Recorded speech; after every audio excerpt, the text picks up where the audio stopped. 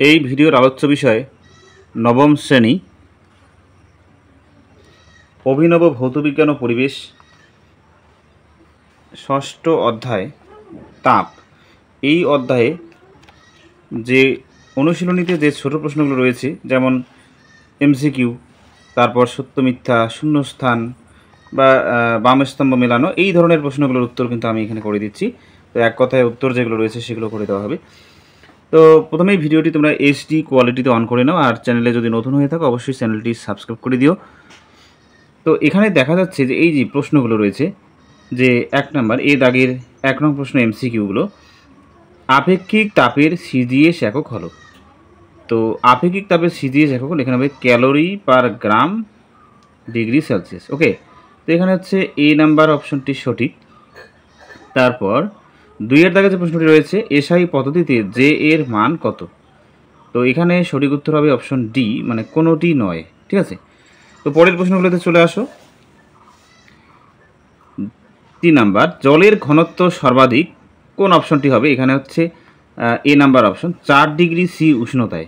ঠিক আছে, 4 নাম্বার প্রশ্ন, জলের বাষ্পীভবনের লিন তাপ হলো কোনটি? তো এখানে এটা একটা মিল রয়েছে, কিন্তু এখানে ক্যালোরি রয়েছে, তো এটা হবে না। তো এখানে কোনোটি নয় হবে, কোনোটি কিন্তু ঠিক নয়। ওকে, তো 5 নম্বর প্রশ্নে চলে আসো। বরফ গলনে তার উষ্ণতা কি হয়? 5 নম্বর প্রশ্ন, এর সঠিক উত্তর হচ্ছে অপশন সি, একই থাকে। ওকে, 6 নম্বর প্রশ্ন রয়েছে, শিশির জমার উপযোগী নয় কোনটি? এখানে সঠিক উত্তর হচ্ছে মেঘলা আকাশ এর আধিক্য। ওকে, এবার আমরা 1 নম্বরের প্রশ্ন, মানে 1-এর যে প্রশ্নগুলো রয়েছে অতি সংক্ষিপ্ত উত্তরভিত্তিক প্রশ্ন, সেগুলো আমরা উত্তর করে ফেলবো। তো 1 নম্বরে রয়েছে, জলের আপেক্ষিক তাপ কত?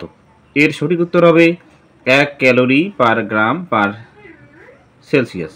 ওকে, তো 2 নম্বর প্রশ্ন,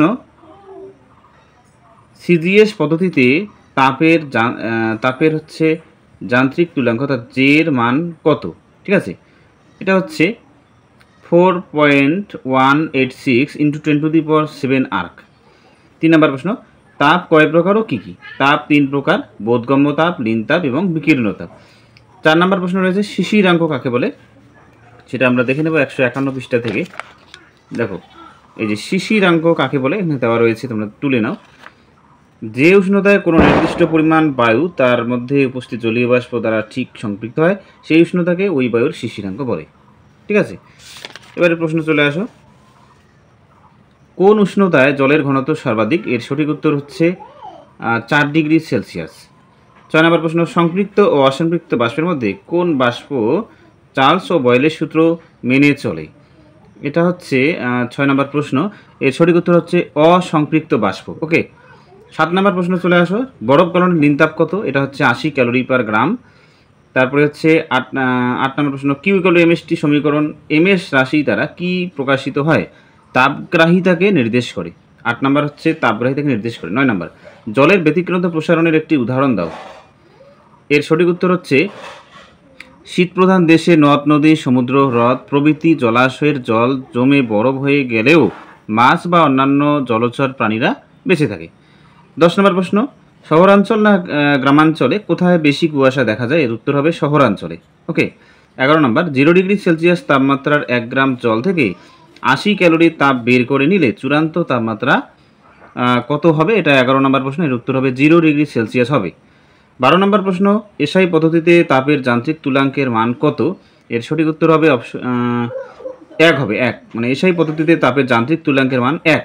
কোন তাপমাত্রায় জলের ঘনত্ব সবচেয়ে বেশি? এটা হবে 4 ডিগ্রি সেলসিয়াস। ওকে, শূন্যস্থানগুলো দেখে নেব। 1 নাম্বার, এসআইতে লিন তাপের একক হচ্ছে জুল পার কেজি। এসআইতে 2 নম্বর প্রশ্ন, এসআইতে জলের আপেক্ষিক তাপ ড্যাশ জুল পার কেজি। এটা হচ্ছে জুল পার কেজি হচ্ছে 1 ক্যালোরি সমান সমান কত জুল? এটা হচ্ছে 4.2 জুল। তারপরে মেলানোগুলো একটু দেখে নিই। বরফ গলনের লিন তাপ, এটা হচ্ছে বি নম্বরের সঙ্গে মিলবে। জলের বাষ্পীভবনের লিন তাপ, এটা হচ্ছে ডি নম্বরের সঙ্গে মিলে যাবে। আচ্ছা, আর লিন তাপ মিলে যাচ্ছে হচ্ছে এ নম্বরের সঙ্গে। আর ভূপৃষ্ঠের কাছাকাছি থাকা বস্তুর উপর এটা হচ্ছে শিশির বেশি জমে, সি নম্বরের সঙ্গে মিলে যাচ্ছে। তো এই পার্ট 1 ভিডিওতে আমরা এগুলোই নিয়ে আলোচনা করলাম। অন্যান্য বিভিন্ন অধ্যায়ের ভিডিও কিন্তু আমার চ্যানেলে রয়েছে, অবশ্যই তোমরা দেখে নেবে। ওকে, তো আপাতত বাই।